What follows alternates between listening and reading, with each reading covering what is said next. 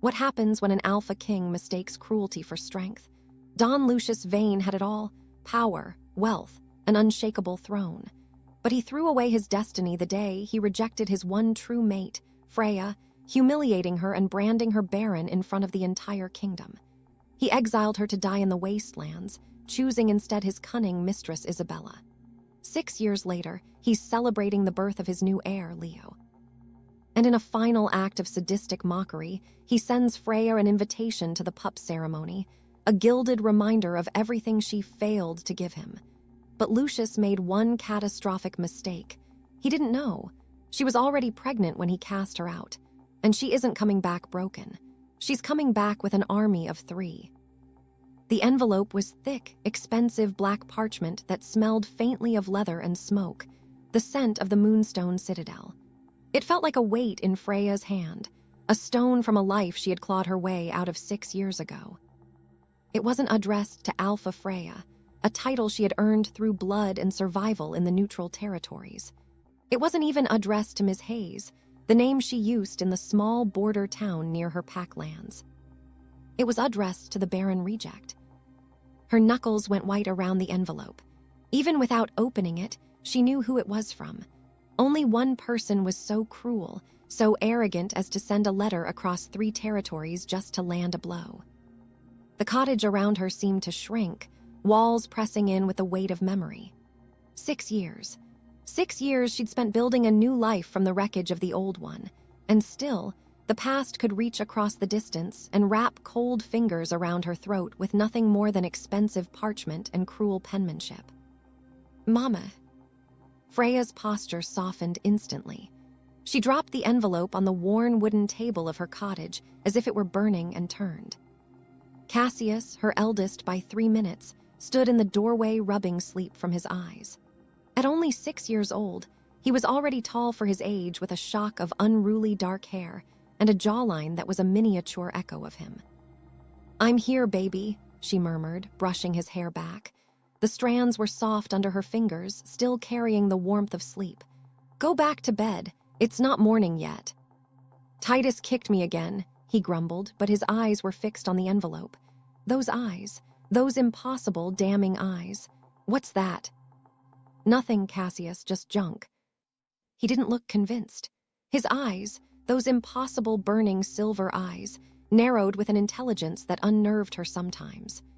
The unmistakable, damning eyes of the Vane royal bloodline.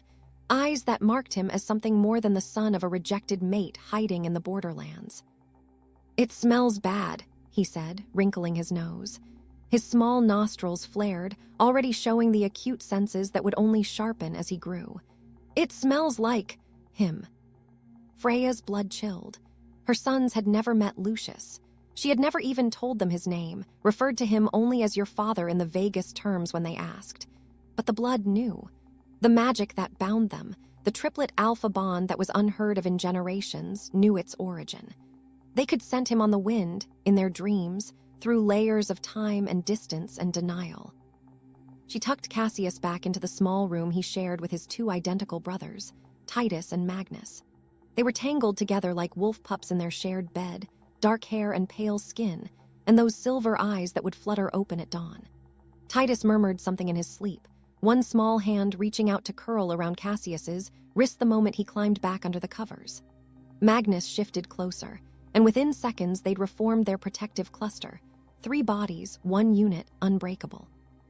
Freya stood in the doorway watching them for a long moment, her heart aching with love so fierce it bordered on violence. They were everything. Her reason for surviving those first horrific months in the wastelands. Her motivation for learning to hunt, to fight, to lead. Her proof that she had never been broken, never been defective, never been anything less than whole. She returned to the kitchen. The envelope sat on the table like a coiled snake. Her hand trembled as she broke the silver wax seal embossed with the wolf and crescent moon of the Vane Kingdom. The parchment inside was equally expensive, the calligraphy perfect and cold. "You are hereby commanded by royal decree to attend the nomming ceremony of His Royal Highness Prince Leo Vane, firstborn son and true heir to the throne, born of His Majesty Alpha King Don Lucius Vane, and Her Majesty Queen Isabella Vane. Your presence is requested to bear witness to the glorious continuation of the royal line, a blessing the moon goddess bestows only upon the worthy. The words blurred. Freya's jaw clenched so hard her teeth ached. The worthy, as if she'd been tested by the goddess and found wanting, as if her exile had been divine judgment rather than one man's cruelty and one woman's manipulation. It was a command, a summons, but the line at the bottom, scrawled in Lucius's sharp, aggressive handwriting, was the real message. Come witness what a true mate provides, Freya. I want you to see what you could never give me. LV. She sank into a chair, the memory hitting her like a physical blow, as fresh and raw as the day it happened. 6 years ago, the Great Hall. She was 22 years old, terrified, and so in love she thought she might burst. The moon goddess had blessed her, a nobody from a small borderland pack, as the true mate of the Alpha King himself. She thought it was destiny. She thought she was chosen. She was wrong. The public rejection, the false diagnosis, Dr. Hale's cold pronouncement before hundreds of witnesses. The Luna is barren. She cannot produce heirs. The words had landed like stones in still water, ripples of shock spreading through the assembled court. Freya remembered the feeling of the floor dropping away beneath her feet, the sensation of drowning while everyone watched. She'd reached for Lucius, some desperate part of her still believing he would defend her, protect her, refuse to accept such a devastating verdict. Instead, his face had gone cold, closed. The warmth she'd thought she'd seen in those ice-blue eyes vanished like it had never existed. Lucius's icy words still echoed in her nightmares. I, Don Lucius Vane, reject you, Freya Ashford, as my mate and Luna. The searing pain of the bond severance. It felt like her chest had been cracked open, her heart torn out, still beating. She'd collapsed on the marble floor, screaming, while the assembled nobles watched with expressions ranging from pity to satisfaction. Isabella had stood beside Lucius, her face a careful mask of concern that didn't quite hide the triumph in her eyes. The guards dragging her through the palace gates. Her knees had scraped raw against stone as they hauled her away. She'd begged Moon Goddess, she'd begged, pleading for mercy, for time, for anyone to believe that something was wrong. No one had listened. No one had cared. The exile into the wastelands with nothing but the clothes on her back.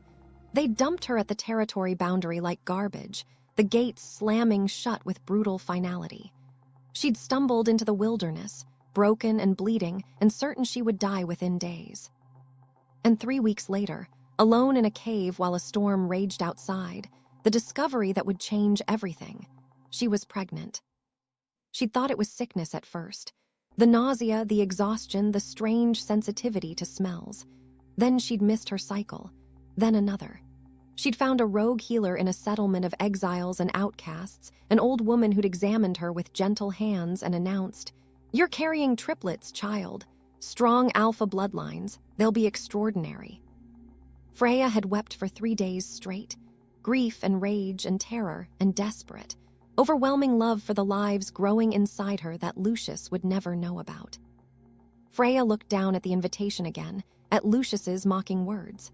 A bitter smile curved her lips. He wanted her to see his true family. He wanted her to witness his triumph. He wanted to parade his success in front of the mate he'd discarded, wanted to grind her face in the evidence of her supposed inadequacy. Fine. She would come, but not alone and not broken. She folded the invitation carefully, her hands steady now, and stood. The fear and pain had crystallized into something harder, sharper, purpose.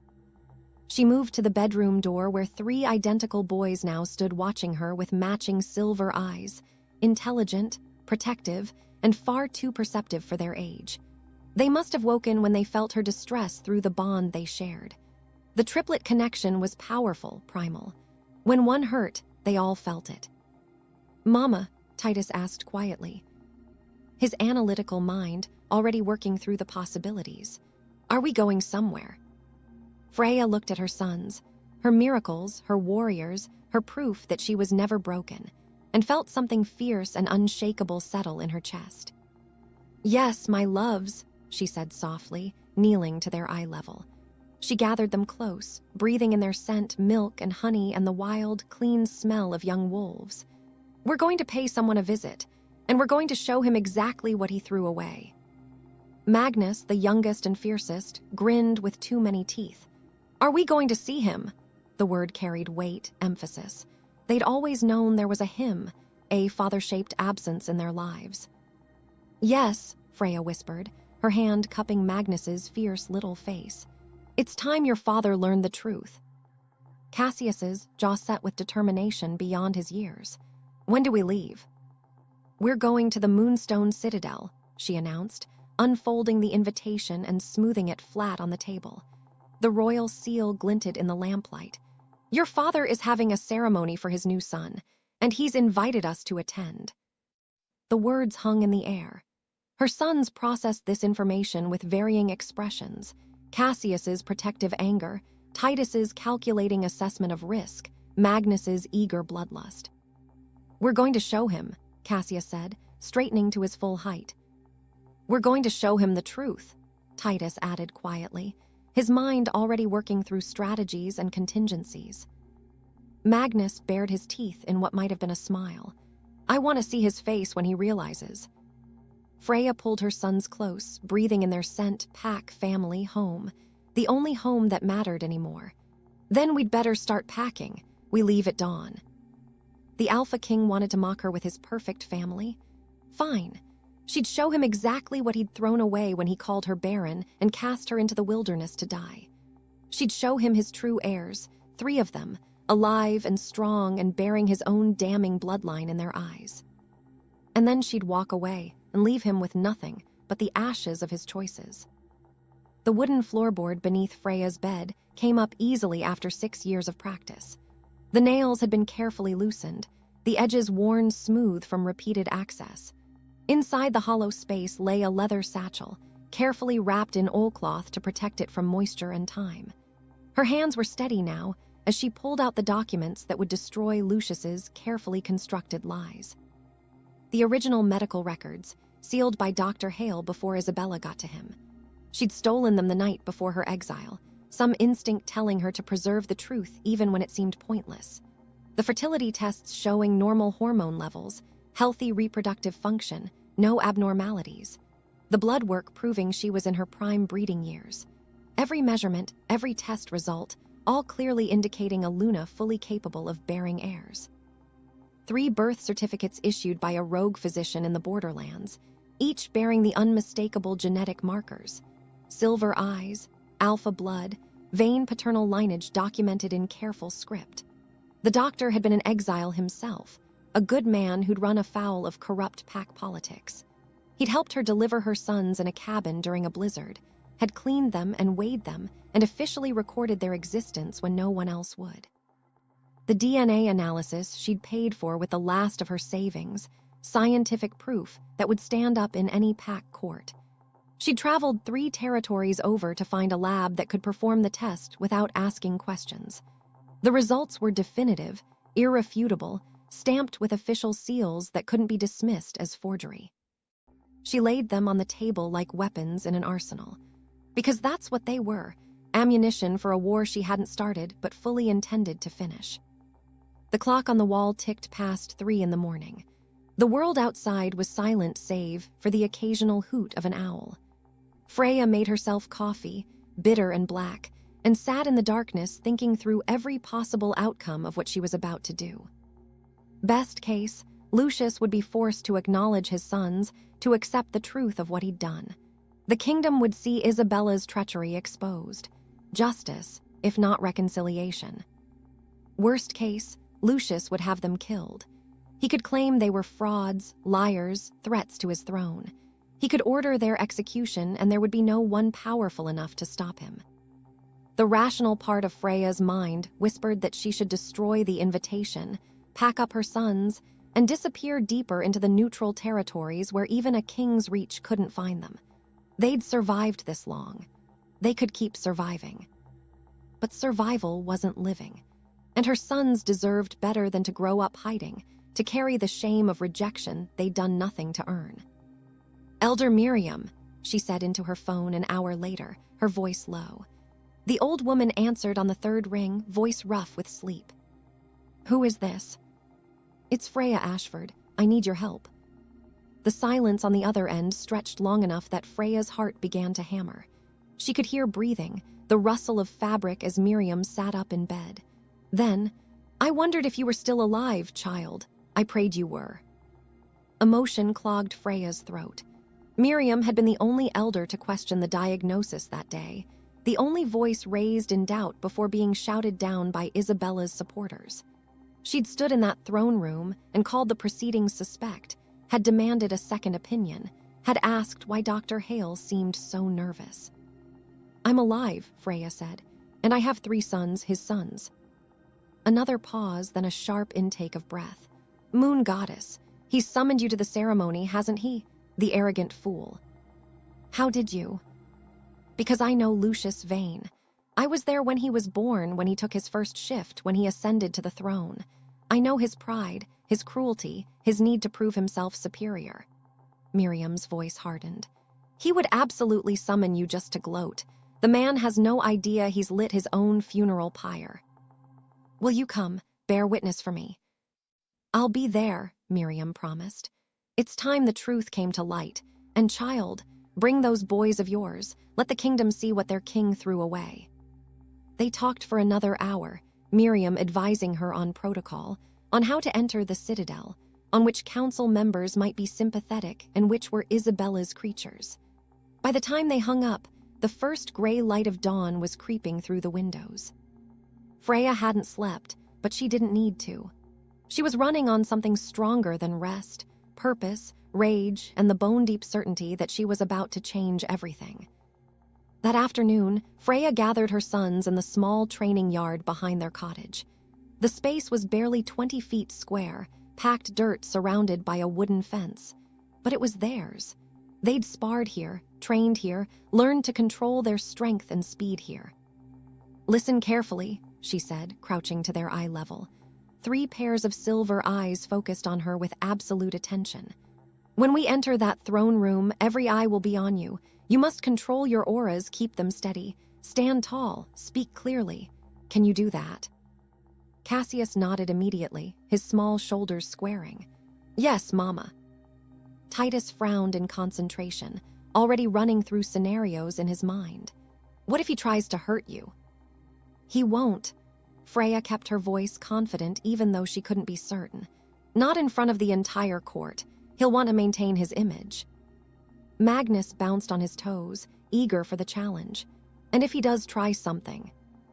"Then you run, all 3 of you together. You don't fight, you don't argue, you run back to Elder Miriam and she'll protect you."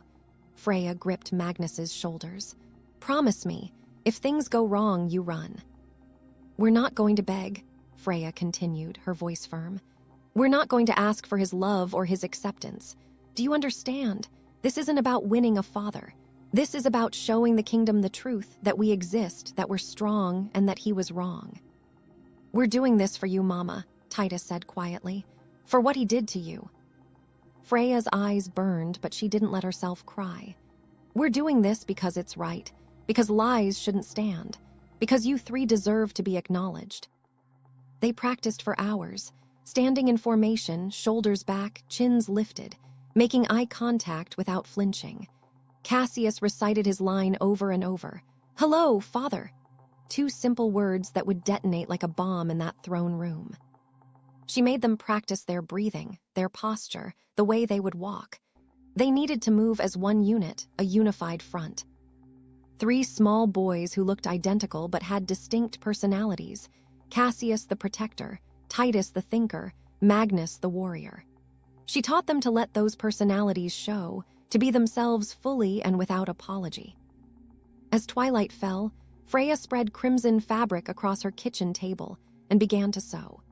Her mother had taught her this skill when she was young, sitting at a similar table in a cottage much like this one, never imagining Freya would use it to dress her sons for a confrontation with a king. 3 identical suits took shape under her hands. Black trousers with crisp seams, white shirts with pearl buttons, tiny bow ties the color of blood or rubies or revenge. She'd chosen the red deliberately, let Lucius see them coming. Let there be no doubt they were there by choice, not by submission. The stitching was perfect. Each seam straight, each hem exactly measured. This was armor as much as clothing, protection woven with thread and determination. Her own dress hung on the door, crimson silk that would make her impossible to miss, impossible to ignore. The neckline was modest, but the fit was precise, showing the strength she'd built from years of survival. She'd commissioned it from a seamstress in the border town, spending money she couldn't afford because the message mattered more than the cost. When she tried it on that night, checking the fit one final time, she barely recognized herself in the mirror. The girl who'd been dragged from the citadel was gone. In her place stood a woman with scars and sharp edges, someone who'd survived the unsurvivable and come out harder for it. The night before they were to leave, sleep was impossible. Freya sat on the porch steps staring at the stars, doubt creeping in like frost. What if this went wrong? What if Lucius simply had them killed? What if she was leading her children into danger for the sake of her own wounded pride? The door creaked. Cassius sat beside her, his small hand finding hers. His skin was warm, his grip surprisingly strong. "You're scared," he observed, not a question. "Yes," she admitted. There was no point in lying to him. Her sons knew her too well, felt her emotions too clearly through their bond. "I'm terrified." "Don't be." His silver eyes caught the moonlight, ancient and knowing in his young face. "We're with you, Mama, always." Titus emerged next, settling on her other side. "You've kept us safe our whole lives. Now it's our turn." Magnus climbed onto her lap despite being almost too big for it, his fierce little face pressed against her chest. "We're not scared of him." Freya pulled them close, and they sat there under the vast night sky, 4 souls bound by blood and love and shared survival. The moon above was waning, but still bright enough to cast shadows. Wolves were creatures of the moon, subject to its pull and power. Tomorrow they would walk into the citadel under that same moon's watchful gaze. "Tell us the story," Magnus requested, his voice muffled against her dress. It was their ritual, the story she'd told them since they were old enough to understand. The story of how she'd survived, how she'd brought them into the world against impossible odds. "The moon was full the night you were born," Freya began, her voice soft. "It was the coldest winter in 50 years. I was alone in a cabin that barely had walls, and the snow was coming down so hard I couldn't see 3 feet in front of me." "But you weren't scared," Cassius prompted. "I was terrified," Freya corrected.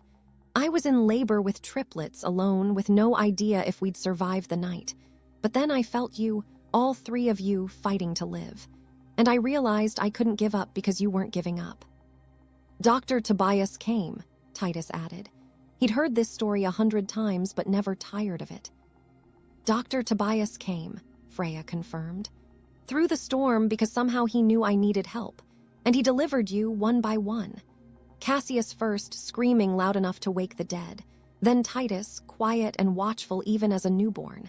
Then Magnus, tiny but fierce, already trying to bite the doctor's finger." Magnus giggled against her chest. "And when you were all cleaned and bundled and nursing, Dr. Tobias looked at me and said, 'These boys are blessed. The moon goddess has marked them for something extraordinary.' And I knew he was right." They sat in comfortable silence for a while, just breathing together. Finally, Titus spoke. "Tomorrow is going to change everything, isn't it?" Freya didn't insult him with a comforting lie. "Yes, everything changes tomorrow." "Good," Cassius said firmly. "We're ready." Were they? Freya looked at her 6-year-old sons, so young, so vulnerable, but already showing the strength and courage that would define them. They were ready. The question was whether she was ready to face Lucius again, ready to stand in the throne room where she'd been humiliated and destroyed, ready to risk her son's safety for the sake of truth and justice.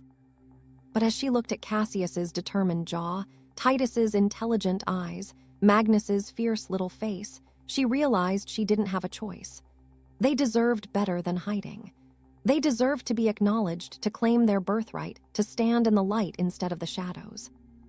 "We should sleep," she said finally, though she knew none of them would. "Tomorrow we show the kingdom who we are." They filed back inside. her sons moving to their shared bed while Freya lay in hers, staring at the ceiling and counting the hours until dawn. Tomorrow the Alpha King would learn what he'd thrown away.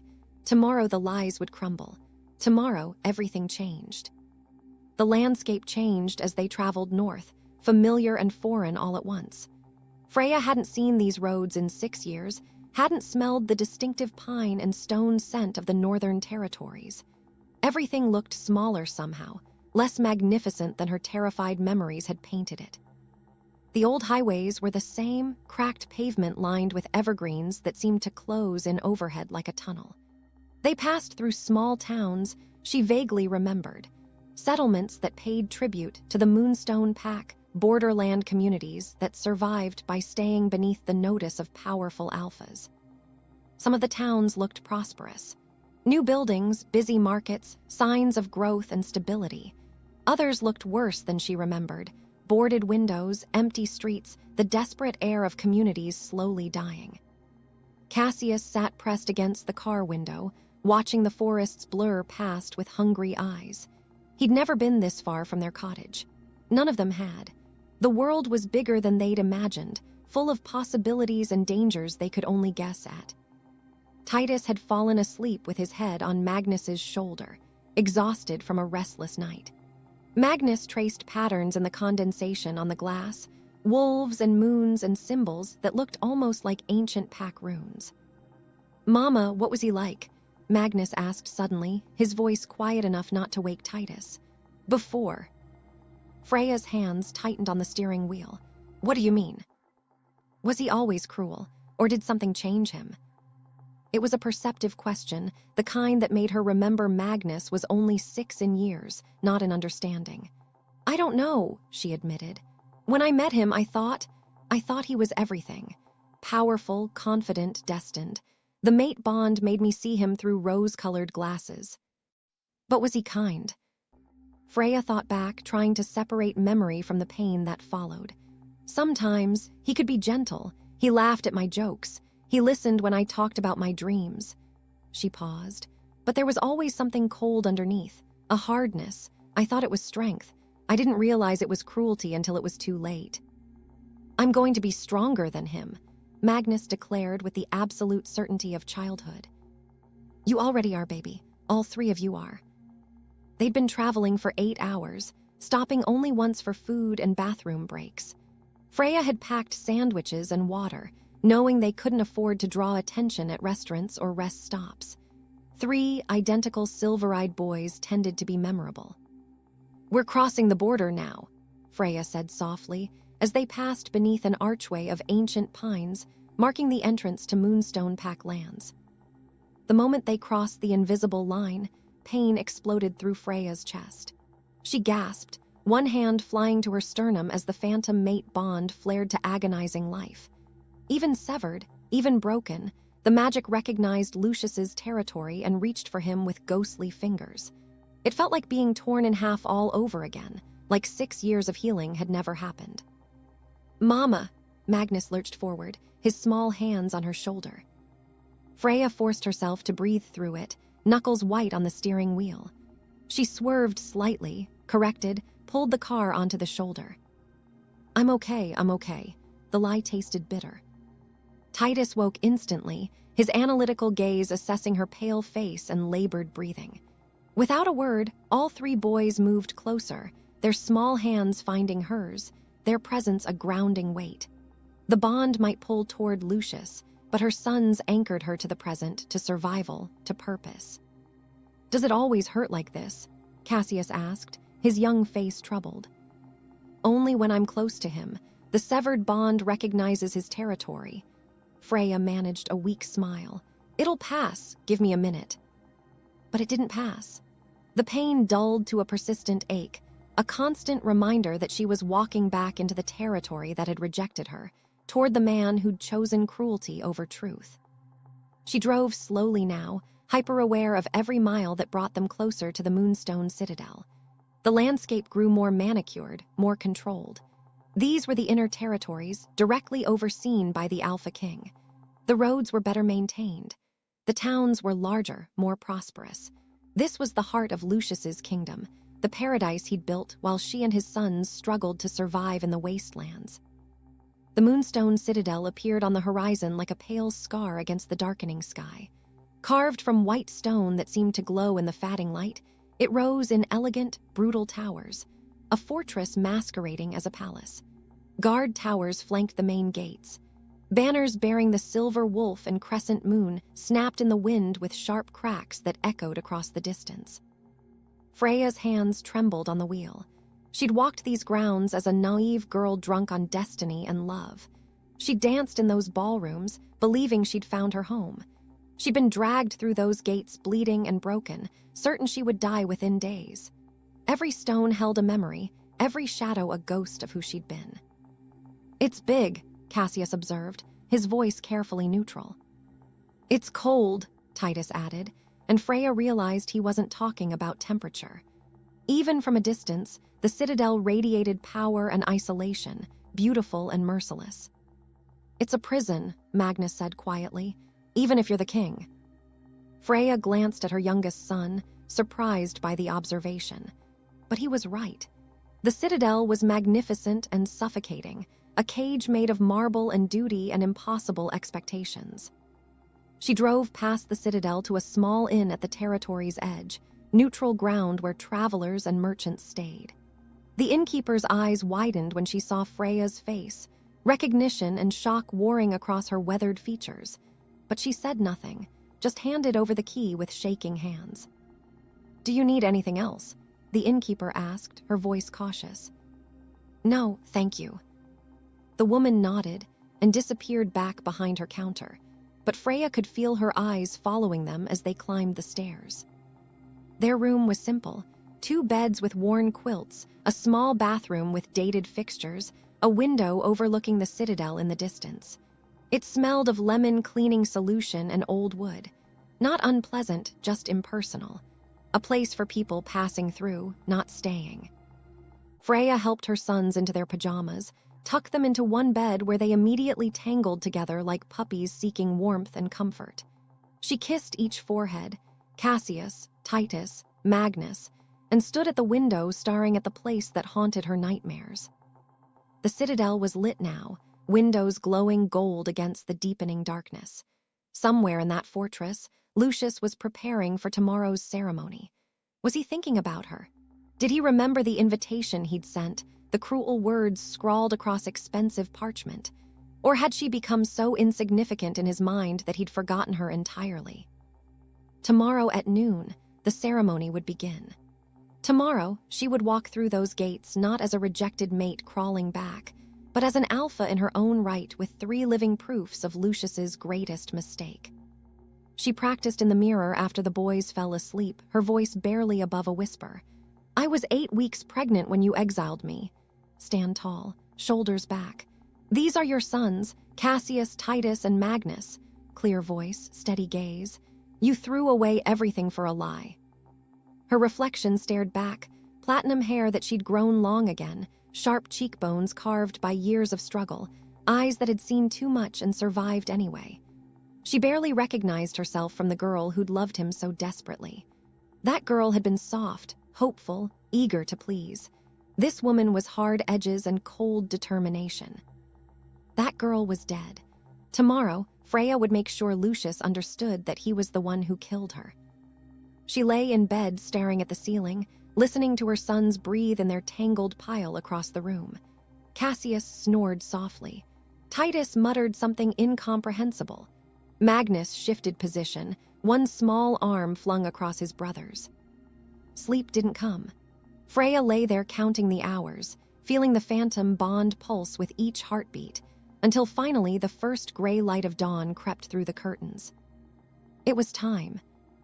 The morning light filtered through threadbare curtains as Freya's fingers fumbled with the tiny buttons on Magnus's crimson vest. Her hands wouldn't stop shaking despite every attempt at control. She'd faced rogue wolves, survived winters in the wastelands, built a pack from nothing. But dressing her sons to meet the father who'd thrown them away before they were born felt like stepping off a cliff blindfolded. "Mama, you're crying," Titus observed. his analytical mind cataloging every detail even at 6 years old. She hadn't realized. Freya swiped at her cheeks, wetness coming away on her fingertips. Forcing steadiness into her voice, she said, "Sometimes grown-ups cry when they're proud, and I'm so proud of you three." "We're not going to disappoint you," Cassius promised, his jaw set with adult determination in his child's face. "You couldn't," Freya whispered, "ever." She smoothed Magnus's collar, adjusted Titus's bow tie, ran her fingers through Cassius's unruly hair one last time. They looked perfect. Like princes, though none of them had been raised with that title or privilege. The crimson suits were striking against their pale skin and dark hair, the blood-red fabric a declaration. "We are here. You cannot ignore us." Freya dressed last, the crimson silk sliding over her skin like water. The dress fit perfectly. She'd checked 100 times but still felt exposed, vulnerable. She braided her platinum hair into a crown, applied minimal makeup to hide the shadows under her eyes, and stared at herself in the mirror. "You are not the broken girl he destroyed," she told her reflection. "You are what survived her death." The drive to the Citadel felt both endless and far too short. Her sons were silent in the backseat, processing their own fears and excitement. The morning was gray and overcast, clouds pregnant with potential rain. Appropriate weather for what was about to unfold. As they approached the gates, 2 guards stepped forward, hands moving to weapons with practiced ease. One of them Moon Goddess, she remembered him, Captain Reese, who'd once smiled at her in the corridors, went pale as death when he saw her face. You can't be." Freya held up the invitation, letting sunlight catch the royal seal. Her voice came out colder than she'd intended, frosted with 6 years of survival. "Your king summoned me. I'm here." Reese's gaze dropped to the 3 boys standing at her sides, identical silver eyes burning with unmistakable vain fire. Understanding crashed across his features like a wave. His hand fell from his weapon. "Sweet Moon Goddess." "Let us pass." They did, gates grinding open to admit what they'd cast out 6 years ago. The walk from the outer gates to the main hall felt like miles. Freya's heels clicked against cobblestones she'd once walked barefoot on summer nights. Servants pressed against walls as they passed, staring with open mouths. Word would spread through the Citadel like wildfire. The rejected mate has returned. She's brought children. They have his eyes. The great hall's doors stood open, ceremony already underway. Perfect. Freya had timed this precisely, late enough that every noble in the kingdom would be assembled, early enough to make an entrance that would burn itself into their memories forever. She paused at the threshold, drinking in the scene she'd been exiled from. Golden chandeliers dripped light like honey. Nobles in their finest silks lined the aisle in glittering rows, peacocks preening in their wealth and status. The throne dais rose at the far end, majestic and terrible, and there. Lucius. 6 years had only made him more devastating.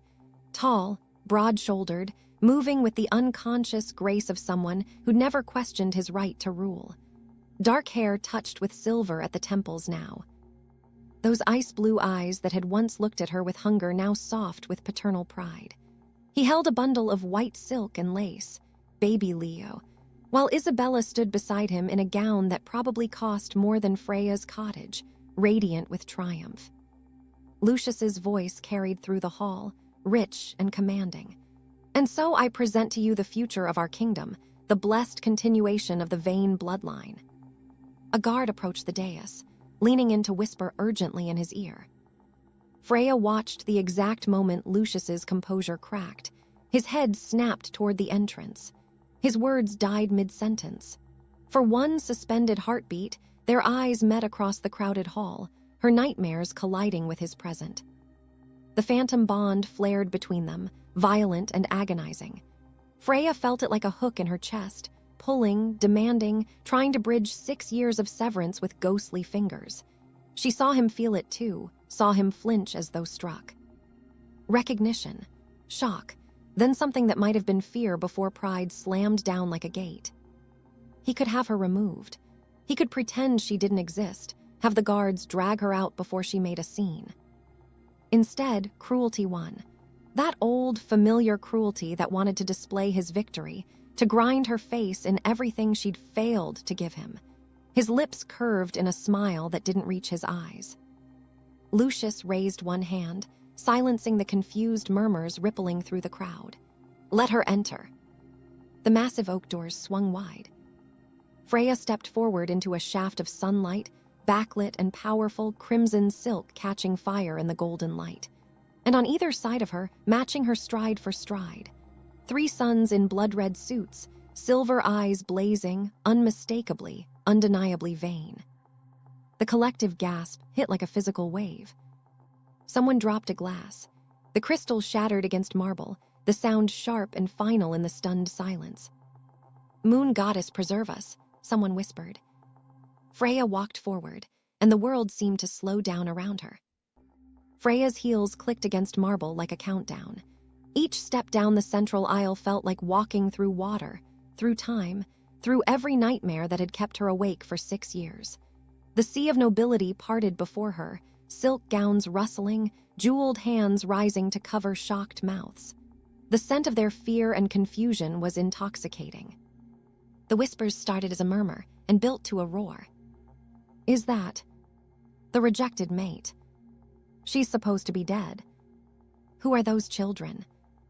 Look at their eyes. Oh gods, those eyes." Freya kept her gaze fixed on the dais, on Lucius's frozen form.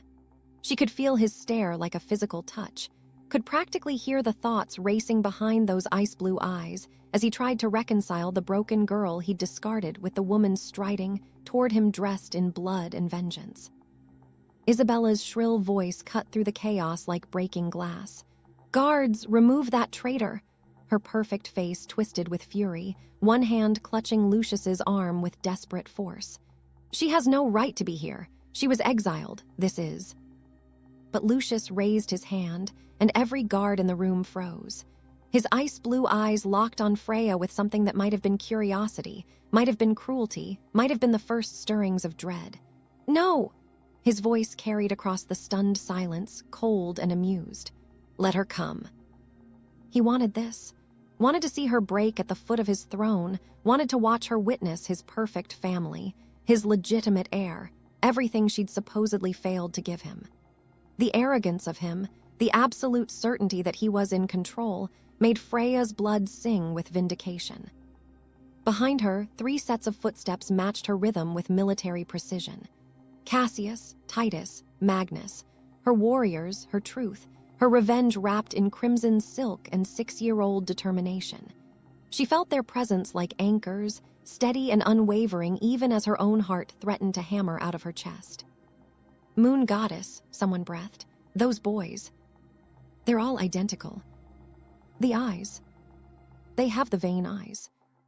The whispers grew louder, more frantic, nobles putting pieces together and arriving at impossible conclusions. Freya could see the moment understanding rippled through the crowd, shock transforming into something more volatile. Scandal, threat, the kind of revelation that toppled kingdoms. Closer now, 20 feet from the dais. Close enough to see the details. Isabella's diamond tiara catching light like broken glass, baby Leo's sleeping face innocent of the chaos about to erupt, Lucius's strong hands cradling his supposed heir with surprising gentleness.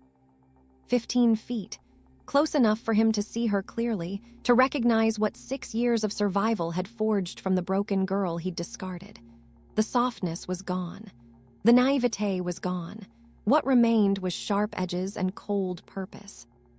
10 feet, close enough to smell him, cedar and smoke and something uniquely alpha, a scent that had haunted her dreams and nightmares in equal measure. His gaze dropped to the children flanking her. Freya watched the exact moment everything changed. Confusion flickered across Lucius's face as he took in 3 identical boys in matching suits. His brow furrowed. Who were they? Why were they with her? And why did they look so? Then his eyes met theirs, really met them, and recognition hit like a physical blow. Those eyes, burning silver, ancient and unmistakable, the vain bloodline trait that hadn't appeared in generations until Lucius himself was born. eyes that had marked him as chosen by the moon goddess for kingship, proof of his pure alpha lineage. Now multiplied by 3. The color drained from Lucius's face. His breath caught audibly. The baby in his arms seemed to grow heavier, a weight he could no longer bear. The boys stopped at the base of the dais in perfect formation, exactly as they'd practiced. As one, they lifted their chins, shoulders back, meeting their father's gaze with the kind of steady confidence that couldn't be taught, only inherited. 3 living mirrors of the man who'd thrown them away, standing in judgment at the foot of his throne. Cassius stood tallest, protective instinct written in every line of his small body. His jaw was set, his silver eyes unwavering. This was the eldest, the natural leader, the one who would stand between his family and any threat. Titus's analytical gaze cataloged every detail of the man before him: height, build, expression, body language. Processing, calculating, understanding. This was the thinker, the strategist, the one who would see through lies and manipulation. Magnus's jaw set with fierce determination that promised future reckoning.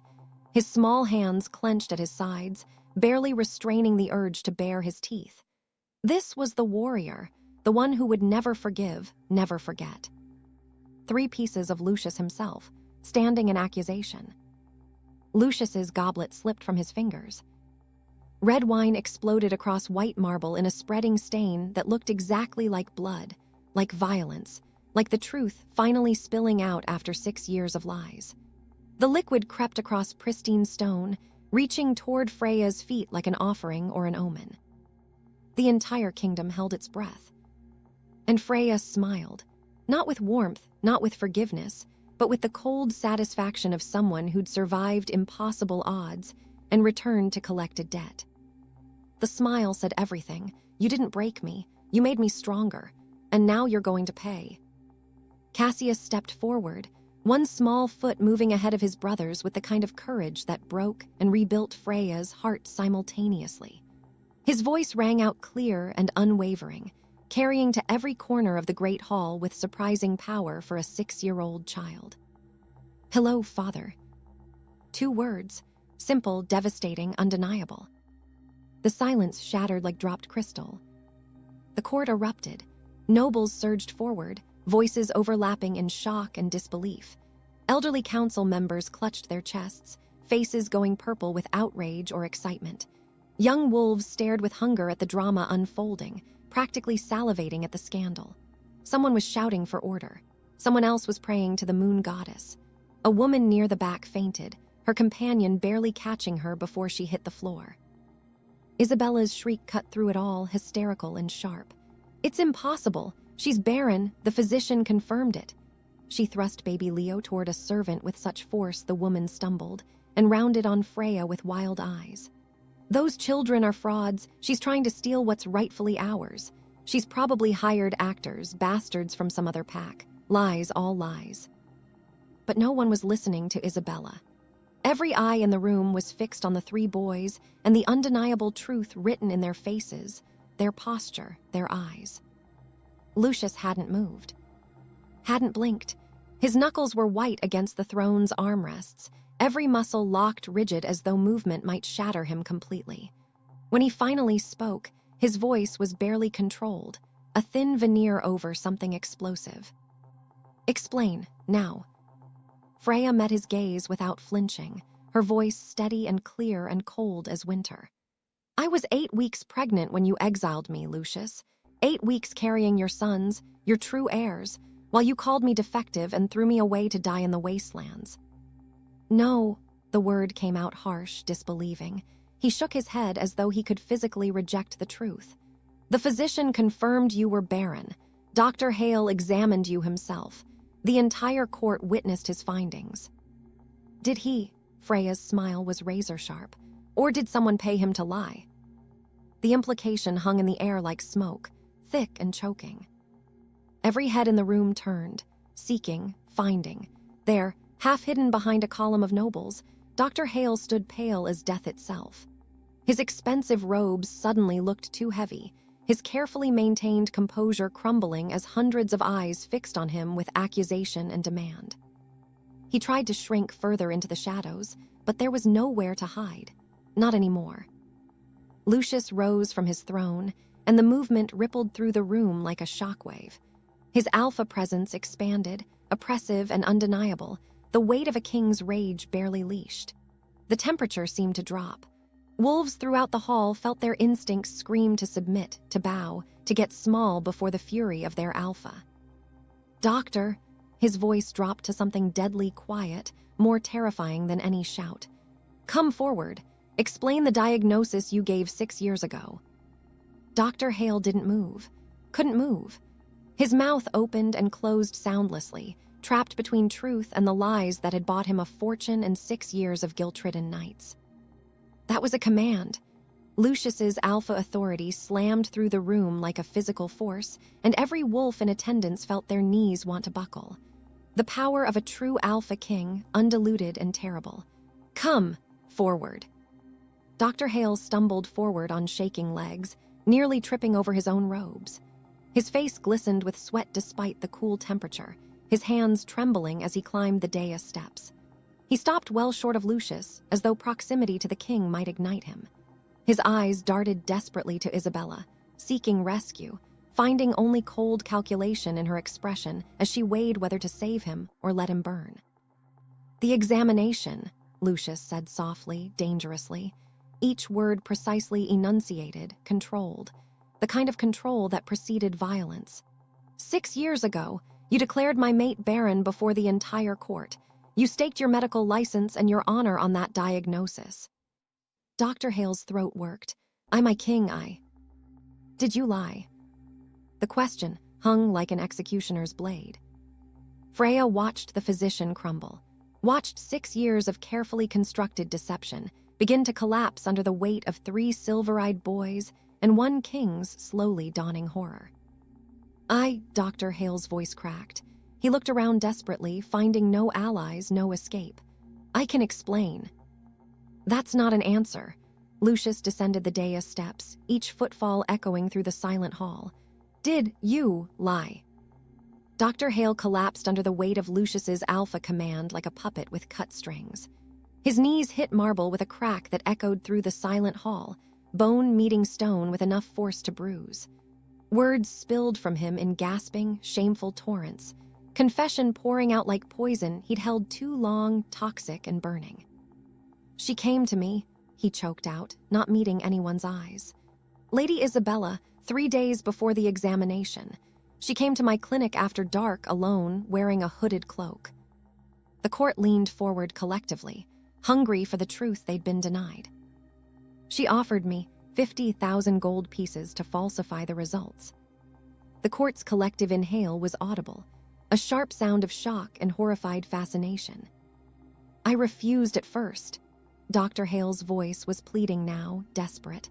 "I swore oaths when I became a physician. I had my honor, my reputation. I told her I wouldn't do it, that she needed to leave."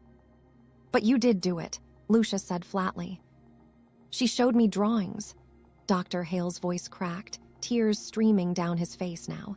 "Sketches of my daughter, my wife, detailed images of their daily routines, where they walked, when they were alone, which roads they took to the market.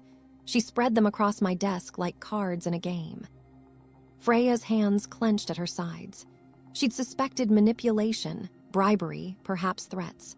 But hearing it confirmed, knowing Isabella had orchestrated everything with such calculated, thorough cruelty, made her want to tear the woman apart with her bare hands. She said accidents happen so easily to families who don't cooperate. She described how my daughter might fall down the stairs, how my wife might accidentally ingest poison meant for rats. She said it with a smile, like she was discussing the weather. Dr. Hale was openly sobbing now. "I had no choice. They would have killed them." "You had a choice," Lucius said coldly. "You chose your family over your honor, over your king, over an innocent woman and the heirs she carried." "I falsified the fertility report," Dr. Hale continued, trembling violently. "Declared Luna Freya barren when every test showed normal, healthy reproductive function. Her hormone levels were perfect. Her cycle was regular. There was nothing wrong with her." The crowd's murmur grew hostile, attention shifting like a predator scenting weakness. But Isabella wanted more. Dr. Hale's voice dropped to a whisper. She gave me poison, something to ensure permanent infertility if the falsified report wasn't enough. A compound that would destroy reproductive tissue gradually over several weeks. She told me to administer it during the examination, to inject it while pretending to take blood samples. Mother of God, someone breathed. I couldn't. Dr. Hale looked up finally, meeting Lucius's eyes with desperate pleading. Moon goddess, forgive me, I falsified the report, but I couldn't poison her. I gave her harmless supplements instead, vitamins and mineral compounds. I kept the poison, locked it away in my safe. I have it still if you need proof. His voice broke completely. I had no idea. I swear on my daughter's life, I had no idea she was already pregnant. If I'd known, I would have. I don't know what I would have done, but I never would have let them exile her if I'd known. Lies. Isabella's shriek was desperate, feral. She lunged toward the doctor, guards catching her arms before she could reach him. He's lying to save himself. The man's a drunk, everyone knows it. His word means nothing. He's been paid by her to say these things to destroy me. But Isabella's desperation only made her words ring hollow. The court could see the truth written on Dr. Hale's face, hear it in his broken sobs. Freya reached into her dress pocket with steady hands and produced a leather folder. She'd kept it close to her body all morning, feeling its weight like armor. Original medical records, she announced, her voice carrying clearly through the hall. Sealed by Dr. Hale himself before Isabella got to him. Fertility tests, hormone levels, reproductive function analysis, all normal. All authenticated with the royal medical seal that only physicians sworn to the crown can use. She handed them to the nearest council member, Elder Corwin, who'd once been kind to her in passing. She watched them pass from hand to hand, each reader's face growing darker with understanding, shock transforming into outrage. I witnessed the rejection. Elder Miriam emerged from the crowd, her aged voice strong with conviction. She'd been standing near the back, waiting for this moment. I questioned the diagnosis that day. The timing was suspicious, 3 days between examination and public rejection, and such a severe, absolute diagnosis delivered so quickly. In my 50 years of practice, I'd never seen a case handled so strangely. She walked forward, her cane tapping against marble with measured rhythm. Despite her age, her bearing commanded respect. I raised my concerns before the council.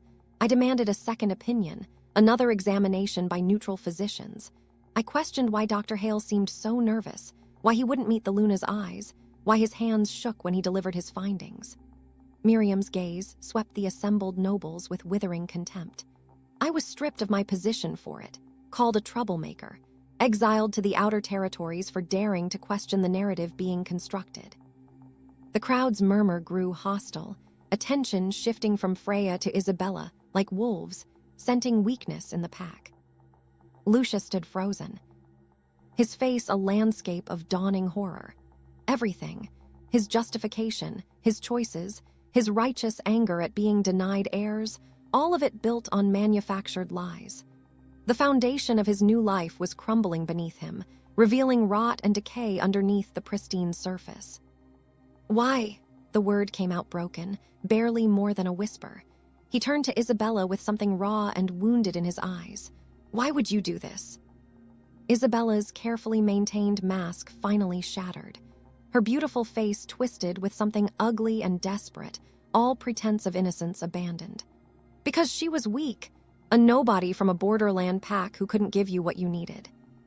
She was my mate, Lucius said quietly. She was inadequate. Isabella's voice rose to a shriek. Look at her. Common blood, common features, common everything. She would have borne you common children, weakened the bloodline, made the kingdom vulnerable. I could give you heirs, power, political alliances through my family. My bloodline is pure, my connections extensive. I made you stronger. She gestured wildly at baby Leo, who'd started crying in the servant's arms. I gave you everything. A strong queen, a legitimate heir, the stability your kingdom needed. I secured alliances with 3 neighboring packs through my marriage to you. I brought wealth and influence that she never could have. You gave me lies, Lucius whispered. I gave you a kingdom, Isabella screamed. A throne secured by blood and power. What did she give you? Nothing. She would have dragged you down with her weakness. The logic was twisted, poisonous, but Freya could hear the sincere belief underneath. Isabella genuinely thought she'd done the right thing, that the ends justified the means, that destroying one woman's life was acceptable collateral damage in pursuit of power. It made her even more terrifying. This requires formal verification. Elder Corwin's voice cut through the chaos with the authority of someone who'd presided over pack law for decades. Blood testing. By ancient law, all children claiming royal lineage must be verified before the Moon Council. We cannot proceed on accusations alone, no matter how compelling. His words were measured, careful. He was giving Lucius an out, a way to maintain some semblance of control and due process even as his world collapsed. Lucius nodded once, sharp and absolute. Summon the blood mage. The minutes that followed felt suspended in amber. The crowd pressed closer as an elderly woman in silver robes emerged from the council chambers, carrying a carved wooden case that hummed with old magic. Her movements were ritualistic, precise, honed by decades of performing sacred rites. Freya had seen blood magic once before, at a naming ceremony for a council member's child. The ritual was ancient, predating kingdoms and crowns, rooted in the magic that bound wolves to the moon itself. Blood didn't lie. Blood couldn't be fooled or bought or corrupted. The blood mage, Seerkestra, Freya remembered her name now, set up her implements on a small table brought forward by servants. A crystal bowl carved from a single piece of quartz. A ceremonial blade with a silver edge that caught the light. Vials for collecting samples. Candles that she lit with a whispered word, flames springing to life without match or flint. "The accused children will come forward," Kestra intoned, her voice carrying the weight of ritual. Freya's sons stood brave and still, not even flinching when the ceremonial blade pricked their fingers. They'd practiced this too, in their own way. She taught them to be strong when it hurt, to show no weakness before those who might use it against them. Cassius first, stepping forward with his head held high. Kestra spoke words in the old tongue as she pressed the blade to his fingertip. 3 drops of blood fell into the crystal bowl, each one landing with a sound like a bell chiming. Then Titus, his analytical mind no doubt cataloging every detail of the ritual. 3 more drops, the blood mixing but not quite blending, swirling in patterns that looked almost deliberate. Finally Magnus, who bared his teeth at the blade before allowing the blood mage to prick his finger. 3 drops, and the bowl now held 9 points of blood suspended in crystalline clarity. "The father will come forward." Lucius descended from the dais, his movements controlled despite the tremor in his hands. He stood before the blood mage, and for just a moment his eyes met Freya's across the space between them. She saw everything there, horror, grief, rage, and underneath it all, the desperate hope that somehow this was all a mistake, a trick, a lie. It wasn't. Kestra pricked his finger, and 3 drops of Lucius's blood joined the bowl. The moment his blood touched the mixture, the crystal began to glow. The blood mage chanted in the old tongue, words that predated kingdoms and crowns, magic that couldn't be fooled or bought or corrupted. The language was ancient, primal, the original tongue of wolf kind before they'd split into packs and territories. The words resonated in Freya's bones, in her blood, in the marrow of her being. The crystal flared brilliant silver, the color of the Vane bloodline, the color of true alpha magic. Light exploded through the hall, so bright nobles had to shield their eyes. The silver glow cast everything in stark relief, shadows banished, truth illuminated in painful clarity. When the light finally faded, Kestra's eyes were white, pupils rolled back as she channeled the magic's verdict. Her voice rang out clear and undeniable, speaking truth that could not be questioned or contested. Cassius Ashford, 99.9% paternal match to Don Lucius Vane, Alpha King of Moonstone. The hall erupted in gasps and exclamations. Another flash of silver light, somehow even brighter. Titus Ashford, 99.9% paternal match to Don Lucius Vane, Alpha King of Moonstone. Isabella was screaming something, but her voice was lost in the roar of the crowd.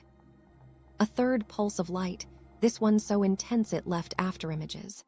Magnus Ashford, 99.9% paternal match to Don Lucius Vane, Alpha King of Moonstone. The blood mage's eyes cleared, pupils returning to normal. She looked exhausted, drained by channeling such powerful magic, but her words had been recorded by every witness present. There would be no disputing them, no claiming they were misheard or misinterpreted. The kingdom erupted. Nobles shouted over each other, voices overlapping in shock and excited speculation. Council members demanded order, banging staffs against the floor to no avail. Someone was crying, tears of joy or horror, Freya couldn't tell. Someone else was laughing hysterically at the cosmic irony of it all, the sound edging toward madness. The Alpha King had 3 legitimate heirs, 3 true sons born of his one true mate, and he'd exiled them all before they were born. He'd chosen lies over truth, ambition over love, cruelty over mercy. And now the entire kingdom knew it. But Lucius wasn't listening to the chaos around him. His gaze had fixed on baby Leo, still cradled in a servant's arms near Isabella.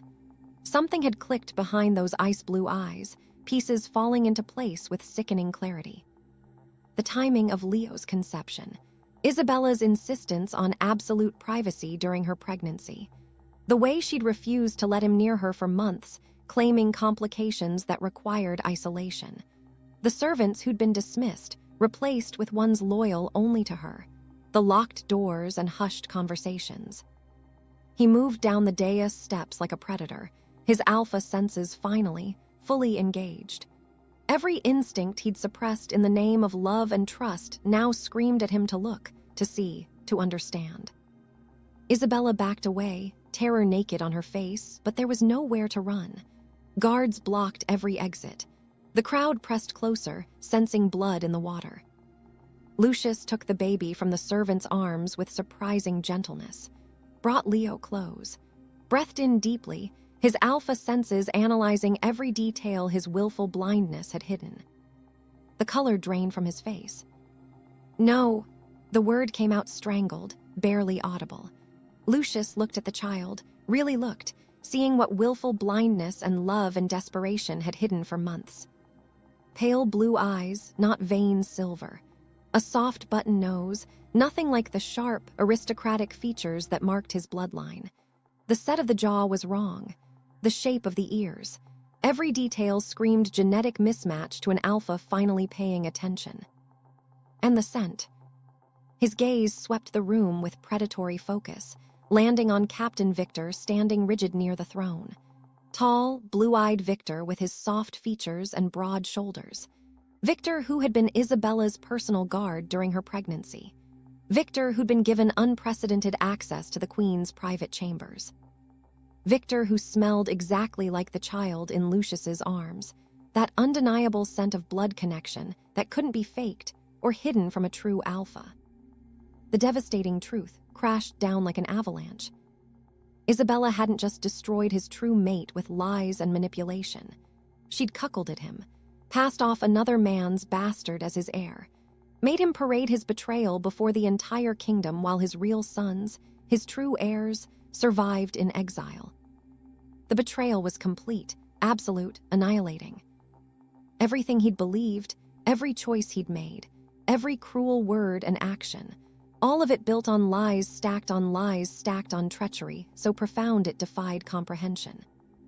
The sound that tore from Lucius's throat wasn't human.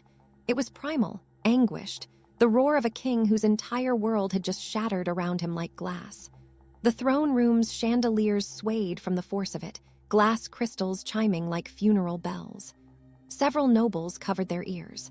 The sound went on, rage and betrayal and heartbreak given voice. His shift was instantaneous. One moment a man stood holding another man's child, face twisted in anguish. The next, a massive silver wolf materialized in an explosion of power and rage, 9 feet of lethal muscle and ancient bloodline fury. The transformation was violent, clothes tearing, bones restructuring with audible cracks. The baby fell safely into a servant's catching arms as Lucius's beast took full control, all rational thought consumed by instinct and fury. The temperature in the hall plummeted. Frost formed on the marble floor where the wolf stood, spreading outward in intricate patterns. This was alpha magic at its most primal, uncontrolled, devastating. Victor ran.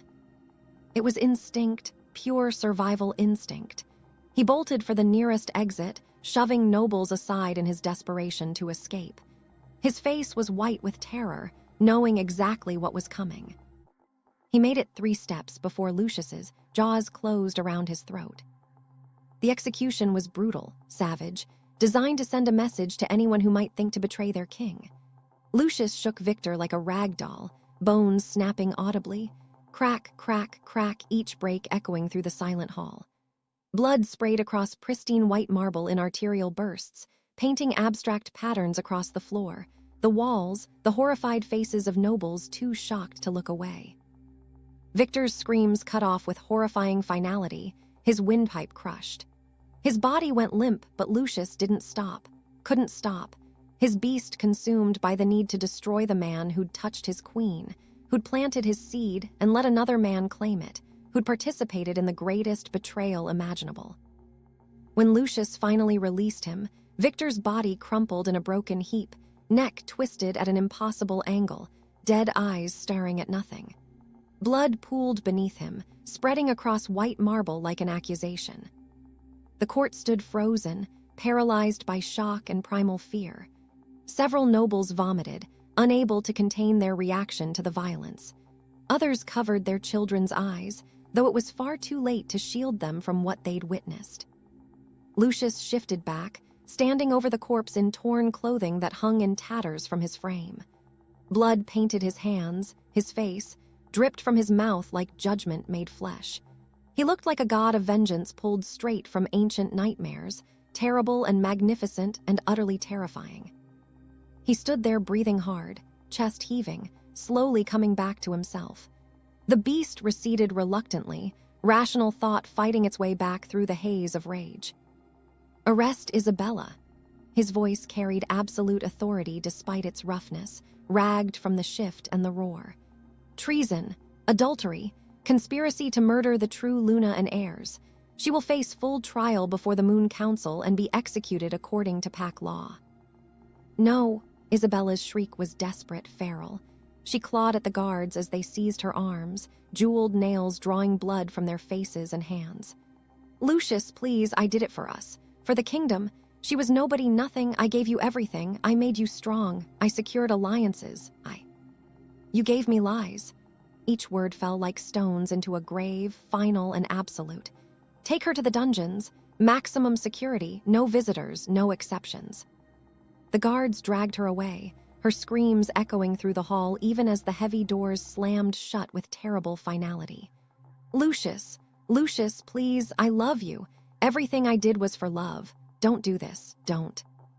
The doors cut off her pleas. Baby Leo wailed in a servant's arms, frightened by the violence and chaos, innocent of his mother's sins. The sound was heartbreaking, a child crying for comfort that would never come, for a mother being dragged to execution, for a father who wasn't really his father at all. "Dr. Hale." Lucius's attention swung to the physician still kneeling nearby, trembling violently. "You falsified royal medical records, conspired in the destruction of the true Luna, aided in the exile of my sons. You'll stand trial as well." "Mercy, my king, my family. They'll kill them if I testify." "Your family will be placed under royal protection if you testify truthfully. They will be guarded day and night, protected from any retaliation." Lucius's voice was cold but not cruel.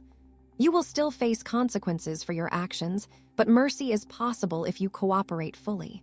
Refuse, and you'll die alongside Isabella."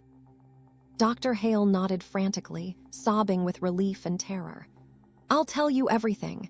Names, dates, payments. I kept records, insurance in case she turned on me. I'll give you everything." "Take him to the council chambers. Guard him well." Guards hauled the sobbing doctor away, more gently than they'd handled Isabella. The throne room descended into chaos. Courtiers fled toward exits or crowded closer, torn between escape and morbid fascination. Council members shouted for order, their voices lost in the din. Servants scrubbed desperately at Victor's blood with buckets of water and rags, but it had already soaked into grout lines, permanent as sin. No amount of cleaning would erase what had happened here. The entire political structure of the kingdom imploded in real time. Former queen arrested, heir proven illegitimate, true heirs standing in crimson suits bearing witness to their father's violence. Everything Lucius had built over 6 years revealed as foundation built on sand, on lies, on betrayal so profound it defied comprehension. Lucius stood at the center of the wreckage he'd created 6 years ago with a single choice: to believe lies over truth, cruelty over mercy, pride over love.